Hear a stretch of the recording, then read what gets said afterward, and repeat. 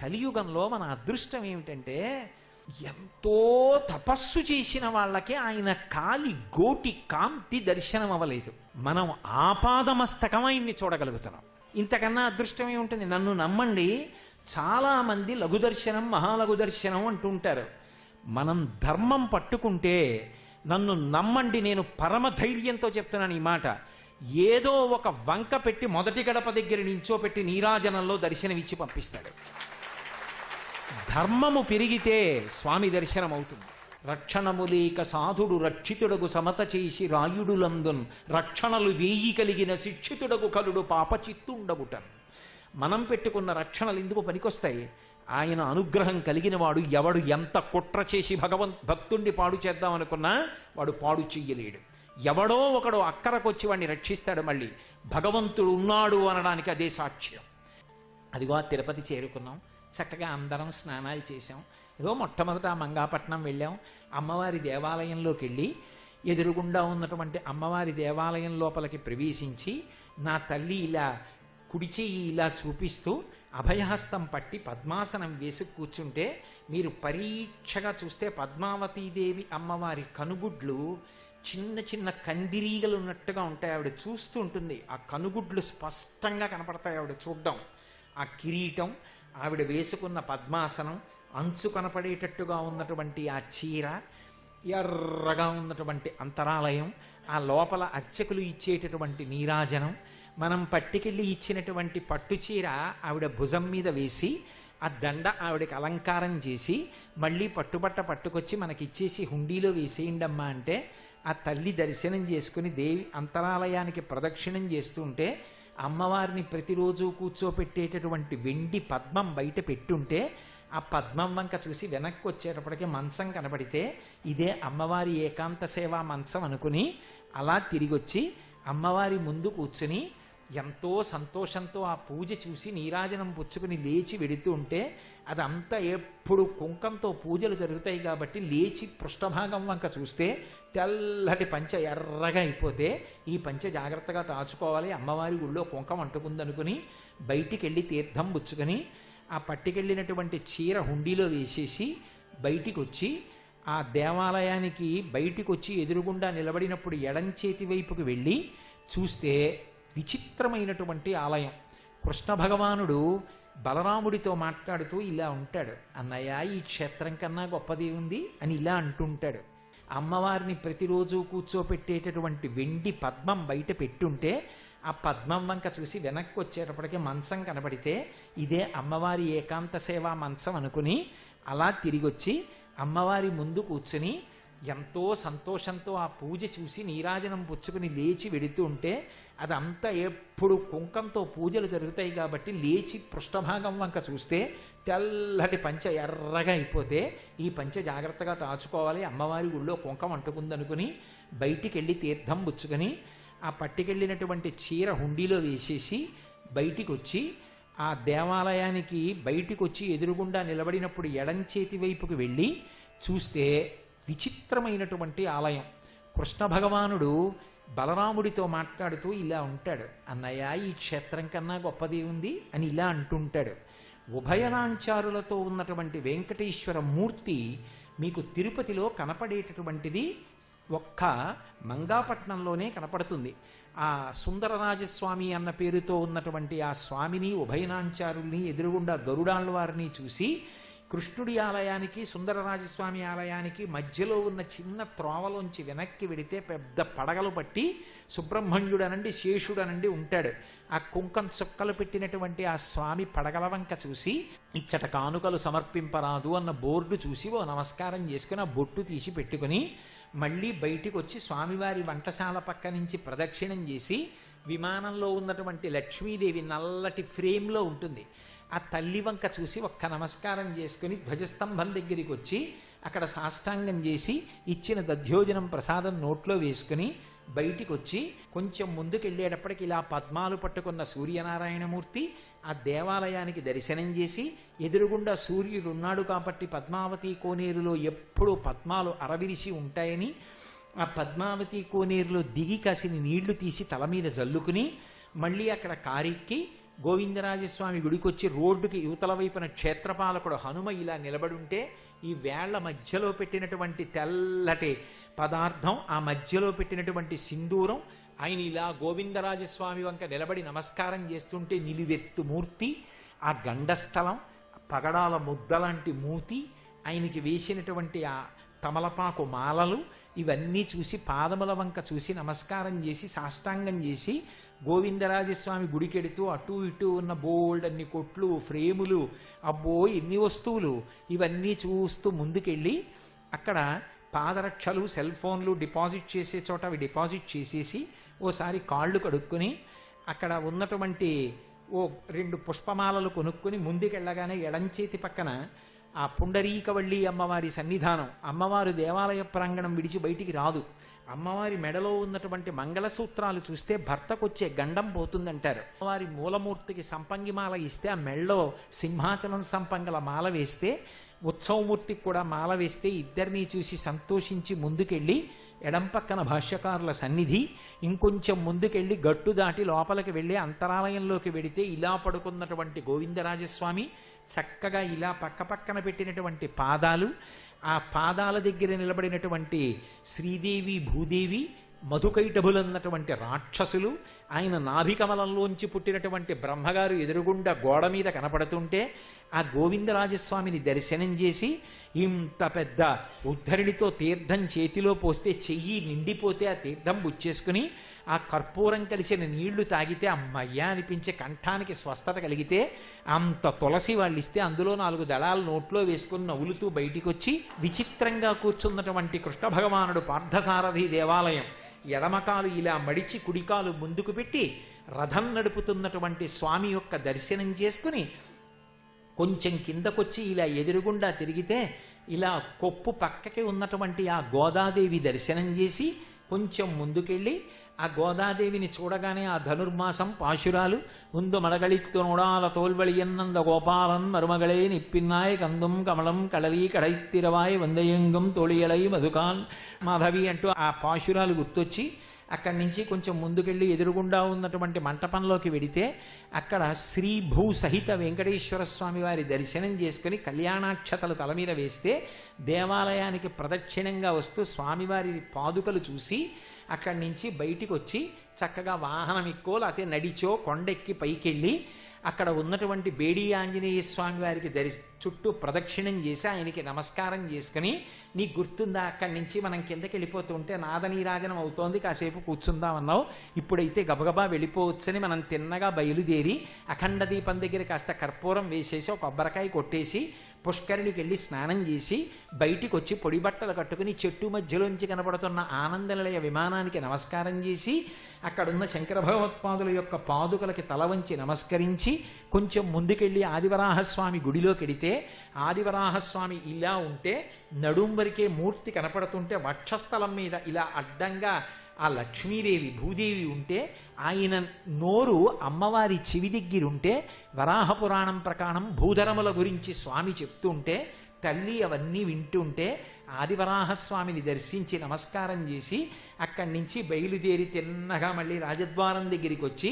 రాజద్వారం దగ్గర ఉన్నటువంటి గొట్టానికి ఉన్న కన్నాలలోంచి తనంత తానుగా వస్తున్నటువంటి నీళ్లు మన ప్రయత్నం లేకుండా మన కాళ్ళు కడిగేస్తే పెద్ద ఇత్తడి గడప కుడికాలు ముందు పెట్టి దాటి లోపలికి వెళ్ళి కొంచెం ముందుకెళ్ళి ఇలా తల పైకెత్తి చూస్తే గోడ మీద వేలాడుతున్నటువంటి గుణపం ఇదే కదా అనంతాచార్యుల వారి విసిరారిని దానికో నమస్కారం పెట్టి కొంచెం ముందుకెళ్ళి ఇలా ఎడం పక్కకి తల తిప్పితే అచ్యుతరాయలు, వరదరాజీ అమ్మాణి, వెంకటపతిరాయలు ముగ్గురి విగ్రహాలు ఎడం పక్కన, ఇలా కుడి పక్కకి తిరిగి చూసేటప్పటికి శ్రీకృష్ణదేవరాయలు, తిరుమలదేవి, చిన్నాదేవి, తాను ఉన్నప్పుడే తన విగ్రహాలు పెట్టుకుని పరవశించిపోయినటువంటి ఆంధ్రభోజుడు, సాహితీ సమరాంగణ సార్వభౌముడు, లలిత కళాప్రియుడు, కవి పండిత పోషకుడు, విద్వత్కవి, ఆయనని చూసి కొంచెం ఒక్కడుగు ముందుకేసేటప్పటికి ఎడంచేతి పక్కన తులాభారంలో పసిపిల్లల్ని పడుకోబెట్టి నాణేలతో, పటుకి బెల్లంతో, చెరుకు ముక్కలతో అక్కడ తులాభారం వేస్తున్న దృశ్యాన్ని చూసి కొంచెం ముందుకెళ్ళి ఇలా ఎడం పక్కకి తల తిప్పితే తిరుమలరాయ మంటపము, ఆ పక్కనే రంగనాయకుల మంటపం కనపడితే ఎదురుగుండా ఉన్నటువంటి అయ్యవారికి ఊంజల్ సేవ చేసేటటువంటి మంటపం మెట్ల మీద కూర్చొని ఇలా చూస్తే ఎదురుగుండా పెద్ద ఇత్తడి ప్లేటు మీద మాలిక్ కాఫూర్ దక్షిణ దేశం మీదకి దండయాత్రకు వచ్చినప్పుడు రంగనాథస్వామి దేవాలయంలో ఉన్న అర్చామూర్తుల్ని కొంతకాలం ఈ మంటపంలో ఉంచిన కారణం చేత దీనికి రంగనాయకుల మంటపం అన్న పేరు వచ్చినది అన్న బోర్డు చదివి ఆ లోపలికి ఇలా చూస్తే పెద్ద శేషవాహనం కనబడితే అయ్యా ఒక్కసారి లోపలికి వెళ్ళొచ్చా అంటే పోన్లే ఎవరో భక్తులకు ఇలా అంటే లోపలికి వెళ్ళి ఆ శేషవాహనానికి చుట్టూ ప్రదక్షిణం చేసి నమస్కారం చేసుకుని బయటికి వచ్చి మళ్ళీ ఆ మంటపం పక్క నుంచి వెడుతుంటే దానికి చతురస్రాకారంలో ఉన్నటువంటి ఆ చిన్న చిన్న బిళ్లల్లో దోపేసిన విజిటింగ్ కార్డ్స్ కట్టేసిన తాళ్ళు చూసి అయ్యో అమాయకత్వం అనుకుని కొంచెం ముందుకెళ్ళి కుడి చేతి పక్కకి తిరిగి కొంచెం ఇరుగ్గా ఉన్నటువంటి మార్గంలో ముందుకెళ్ళి మళ్ళీ కుడి పక్కకి తిరిగితే ఎడం చేతి పక్కన ఉన్న కళ్యాణ మంటపం, ఆ అరుగు మీద ఉన్నటువంటి పెద్ద 2 ఆసనాలు, ఒక దాంట్లో వెంకటేశ్వరుడు, ఒక దాంట్లో ఉభయనాంచారులు, పక్కన చిన్న అరుగు మీద దేవాలయానికి సంబంధించిన సిబ్బంది కూర్చునే ఏర్పాటు, ఆ గోడలకు పెట్టబడినటువంటి పెద్ద పెద్ద ఫ్యాన్లు చూసి ఓ ఇక్కడే కదా కళ్యాణోత్సవం జరుగుతుందనుకుని కొంచెం ముందుకి నడుస్తుంటే ఎడం పక్కన పెద్ద ఎర్రటి గ్యాస్ గొట్టం, ఆ గొట్టం దాటి కొంచెం ముందుకొచ్చి ఇలా కుడి పక్కకి తల తిప్పితే ఇలా నమస్కారం పెట్టి ఒకప్పుడు వెంకటాచల క్షేత్రాన్ని రక్షించిన రాజా తోడరమల్, ఆయన భార్య తల్లి మాతా మోహనాంగి పితాబి యొక్క విగ్రహాలు కనపడితే ఆ వెనక ఒక ఆయన కూర్చుని ఓ డప్పును దాన్ని 2 పుల్లలతో టామ్ టామ్ అని కొడుతుంటే అది చూసి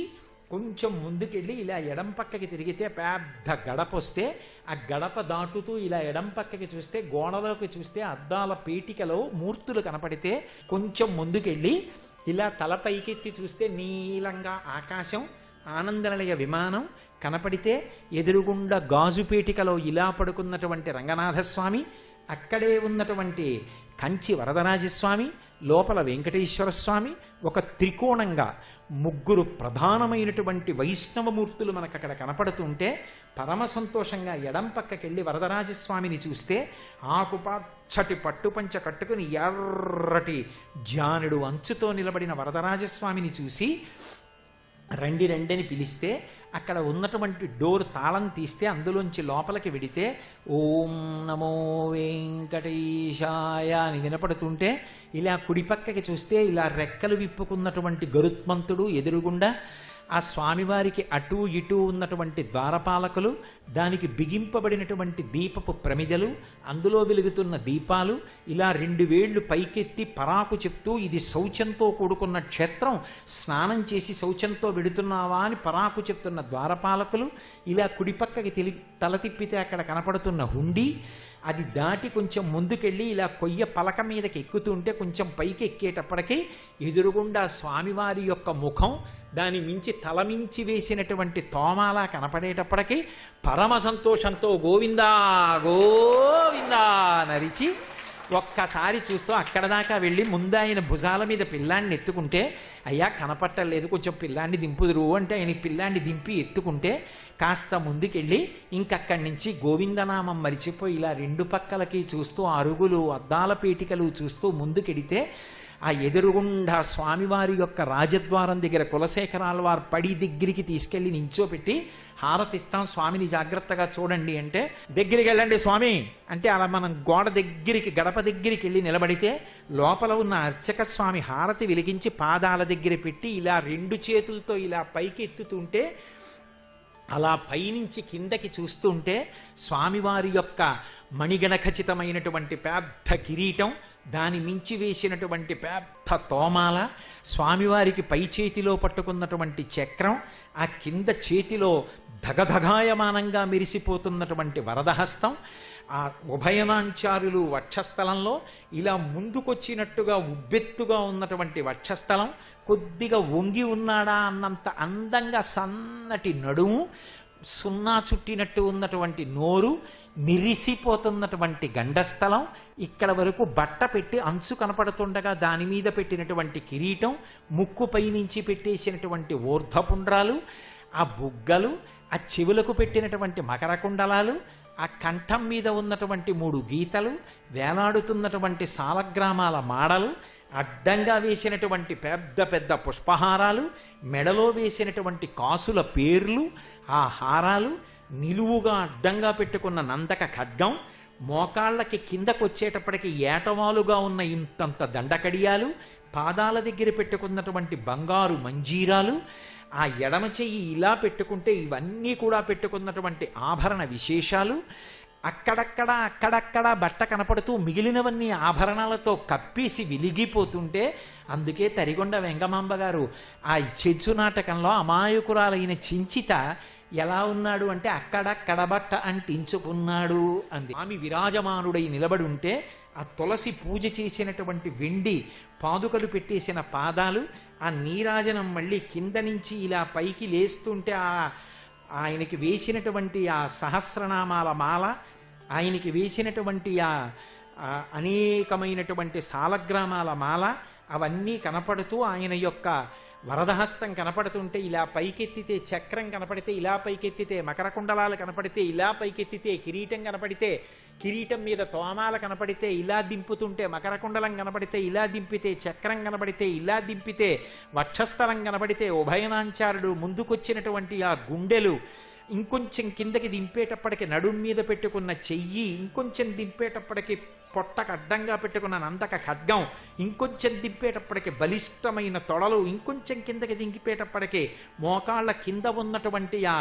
బంగారంతో చేసుకున్నటువంటి ఆ దండకడియాలు, ఇంకొంచెం దింపేటప్పటికి మణిమంజీరాలు, ఇంకొంచెం దింపేటప్పటికి పాదపీఠం, ఇలా పైకెత్తేటప్పటికి ఆయన సున్నా చుట్టినట్టు మూతి, ఆ పైన ముక్కు, దాని మించి నామాలు, చిరునవ్వు, మిరిసిపోతున్న గండస్థలం కనపడితే నీరాజనం అక్కడ పెట్టి నీళ్లు పోసి మళ్ళీ తీసుకొచ్చి కళ్ళకద్దుకోండి అంటే 2 చేతులతో కళ్ళజోడు తీసి కళ్ళకద్దుకుని పట్టుకొచ్చి తాంబూలం 2 అరటిపళ్ళు చేతికిచ్చి ఇంతలో ఇంకా అలాగే నిలబడి ఉంటే గోవింద అంటే ఓహో వెళ్ళమంటున్నారనుకుని అలాగే స్వామియే నేను వెనక్కి తిరిగి, జీవితంలో ఎప్పుడు వెనక్కి నడవడం అలవాటు లేకపోయినా పుట్టినప్పటి నుంచి నడిచిన వాళ్ళ ఇలా వెళ్ళడం మానేసి ఇలా తిరిగి చూస్తూ వస్తుంటే, ఎంతకీ వెళ్ళని భక్తుల్ని చూసి తెరేసేస్తే అయ్యో తెరేసేశారని ఏదో కాళ్ళు నిప్పులున్న వాళ్ళ మెల్లిగా నడిచేస్తూ ఈలోగా తెర తీస్తారేమో అని ఆశ. అక్కడ దాకా వచ్చేటప్పటికి జర్రున చప్పుడైతే మళ్ళీ ఇలా చూస్తే మళ్ళీ దివ్యమంగళ విగ్రహం కనబడితే మళ్ళీ ఓసారి కళ్ళతో జుర్రేసుకుని ఎవరూ చెప్పకుండానే బయటికి వెళ్ళిపోతున్న క్రమశిక్షణ ఉన్న వాళ్ళ ఇలా వెళ్ళిపోయి చటుక్కన వెనక్కి వచ్చి ఇలా చూసి స్వామి పునర్దర్శనాన్ని ఇయ్యని కొంచెం ముందుకెళ్ళి కుడి చేతి వైపు కట్టినటువంటి ఘంటామంటపం చూసి ఆ గంటల వంక చూసి మెట్లు దిగి బయటికి వెళ్ళి ఆ కుడి చేతి వైపున వైకుంఠ ద్వారం మీద పడుకున్న శ్రీమన్నారాయణమూర్తిలోంచి వచ్చిన నాభికమలంలోని బ్రహ్మగారిని దర్శనం చేసి ముందుకెళ్ళి మెట్లెక్కి ఎడంపక్కకెడితే అక్కడ వకుళమాత కూర్చునుంటే కోటేరు లాంటి ముక్కు వంటశాలలోకి చూస్తున్న అమ్మని చూసి కొంచెం ముందుకెళ్ళి బొమ్మల వరుసలు పెట్టినట్టుగా చక్కగా అన్ని ఆజ్ఞాపాలక హనుమ సుగ్రీవుడు అందరూ పెట్టుంటే అక్కడ ఉన్న అర్చక స్వామి పెద్ద ఉద్ధరిణితో చేతిలో తీర్థం పోస్తే దోషిడి నిండిపోతే ఆ తీర్థం 3 మాటలు జుర్రున బుచ్చేసుకుని స్వామి శటారి తీసుకొచ్చి తల మీద పెడితే అంత పెద్ద బుర్రైనా అందులో దూరిపోతే ఆ పాదుకలు బుచ్చుకొని మెట్లు దిగి వెనక్కి వచ్చి ఓసారి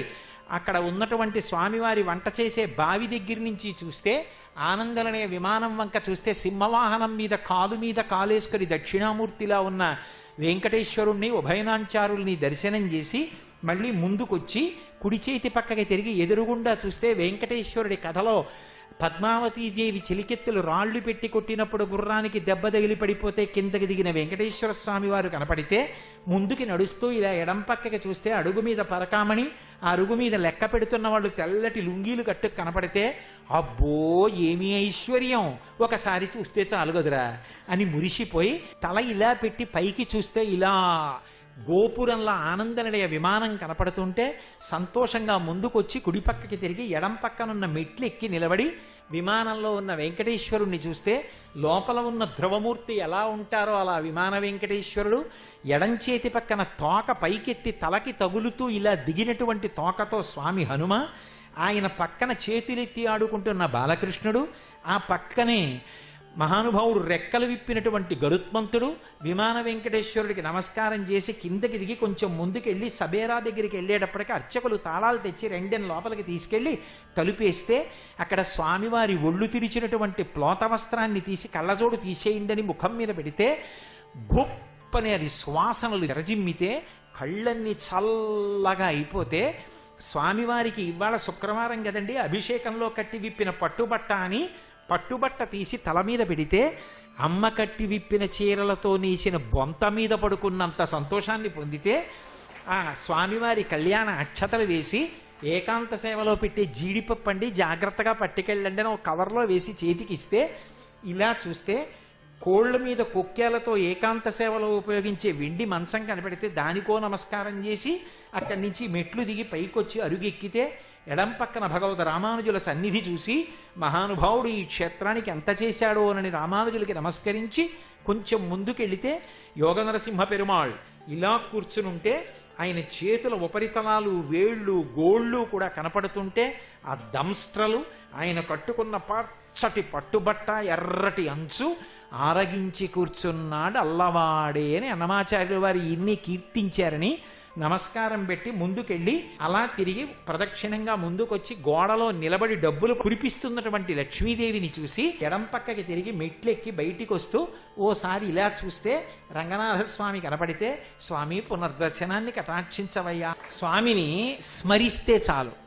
అలా స్మరిస్తే ఇష్టవర్షిణం అన్ని ఆపదలు తొలగిస్తాడు, పరమానందం పొందుతాడు. సర్వం శ్రీ ఉమామహేశ్వర పరబ్రహ్మార్పణమస్తు. స్వస్తి.